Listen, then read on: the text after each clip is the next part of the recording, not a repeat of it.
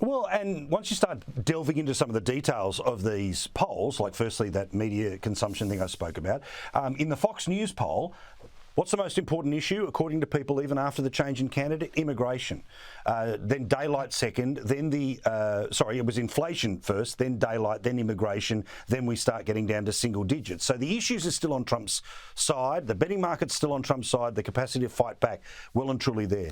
But I've got to say, again, watching your show as I always do, listening to it on Sirius XM, and I know this is sort of part of the sickliness of the Kamala campaign, but the cringe factor of not just the media suck up, but what they're putting out there, like, great good luck, drag queens for Kamala, but white dudes for Kamala, Karens for Kamala. Like, these were all people who were going to vote for Joe Biden anyway, but they're being presented as if they have returned to the fold. Those calls, white dudes for Kamala and the women, the Karens for Kamala, I mean, it is absolutely stomach turning to listen to what the Democratic Party has become. I grew up in a Democratic household. My parents were Democrats. My dad was a professor and my mom was a nurse. And they always felt like Republicans were for rich people, and we weren't rich. And so we were Democrats. We weren't particularly ideological, but we were Catholic. So we weren't, liberal on every issue. In any event, that was how a lot of families were. They were sort of moderate Democrats who weren't particularly far left wing. They just sort of voted Democrat because they thought it would be better for them economically. What that party has become is unrecognizable. Did you see the woman on the women who's saying, like, God forbid you correct a BIPOC, meaning person who's black or indigenous or a person of color. If you're white and a black person or a Native American heritage person says something that's wrong, you're not allowed to correct them or you're racist. Sorry, but I don't agree. And I will be correcting BIPOC people or white people, whether they're the future president of the United States or my neighbor. And it's disrespectful to treat them like they're so eggshell skinned that you can't point out when they say something that's stupid or wrong. This is how the left looks at people of color. It's racist. And they don't even see it. They think they're the elevated ones trying to lecture the rest of us into being, inclusive and kind. And none of that is true. So that's what the Democrats have become.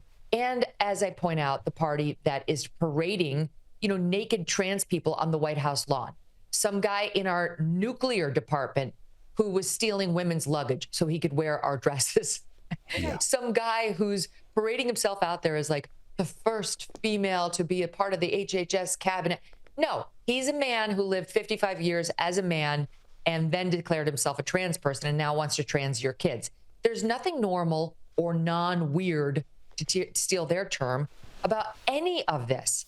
And what's happened now, like with the pylon and J.D. Vance, it's actually kind of interesting, Paul, back to that, is they almost seem like they can't, or for right now don't, want to go after Trump in the ways that they used to, because the man is 14 days after taking a bullet to his head while he's out there campaigning.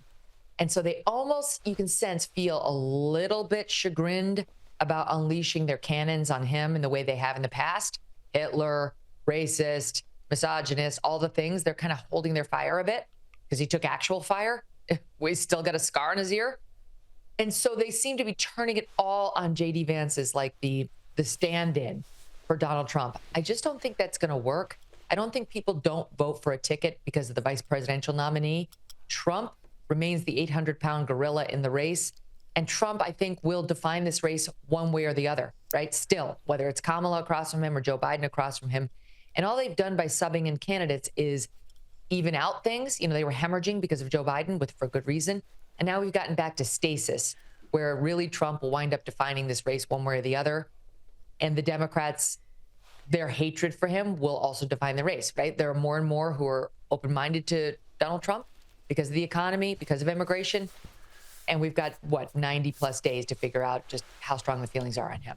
And look, you know, again, this will be interpreted as disrespectful, but it's just media analysis here, which is if Biden was allowed to talk about Beau Biden every day of his presidency and his candidacy, I reckon Donald Trump's allowed to talk about being shot at for at least a couple more weeks. He might be allowed to do that, despite the fact the FBI was sort of playing hokey pokey. Was he shot? Wasn't he shot? Was it shrapnel? Wasn't it bullets? I mean, that was garbage. But before we go, the Olympics. Are you sitting, leaning forward and enjoying the messages coming back from Paris? Because I thought it was about sport. I'm so sick of Christians being the punching bag for every sporting event or leftist event. We're the one group who they feel absolutely fine attacking over and over in the most vile terms. And I know people have heard this before, but it bears repeating. Can you imagine if they had done what they did with the Last Supper, with Islam, with the Prophet Muhammad? There'd be murders. There wouldn't just be riots in the street. People would die.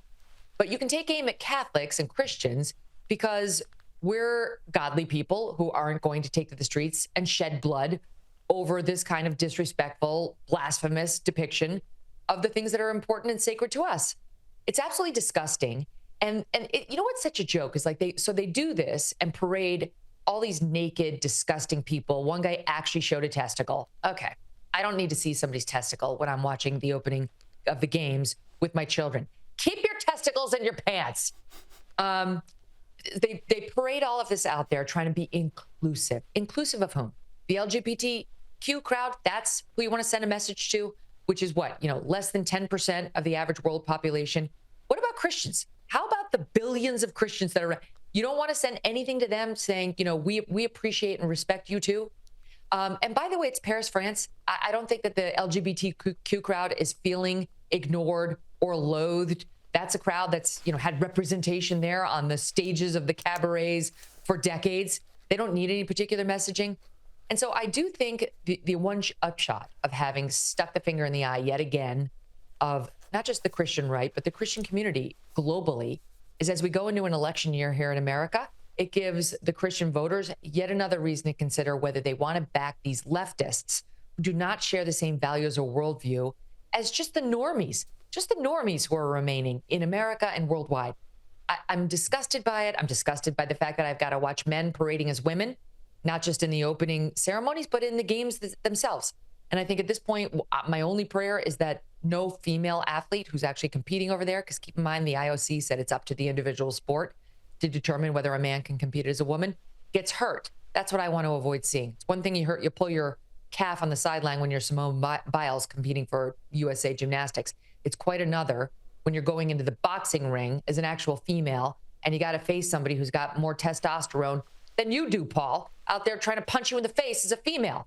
It shouldn't happen. It's going to happen. And my prayer is that it remains safe somehow for the actual biological women who just want to compete. And God forbid you use the word weird. I mean, that would of course not at all be acceptable as a description of what's happening. So obvious. Yeah, it's like, can I just say something? It's like so ridiculous. You think they get the messaging better at this point? Like, slow roll it. Like maybe do a little slow roll on the unveiling of your new word campaign in the media and with the top Democrats, because it's just so obvious now. It's less impactful. I get it. She wasn't the border czar, wasn't the border czar, but wasn't the border czar. By the way, she was 100% the border czar. Yes. And he's weird. He's weird. He's weird. By the way, there's absolutely nothing weird about JD Vance. Nothing weird. You're weird, Kamala, with your weird coconut tree word salad, speaking to America like we're 3-year-olds. Yes. And we all know it. So all of this is a projection. And I do think if you're anywhere right of those far left Karens for Kamala or white dudes for Kamala with your land acknowledgements and your don't criticize BIPOC, you understand who the weirdos are in this race. We love you. That's why you've got to check it out on SiriusXM if you've got satellite radio, otherwise YouTube, podcast, all the rest of it. Megyn, you're the best in the business and we love talking to you each and every week. Thank you. Thanks, Paul. See you soon.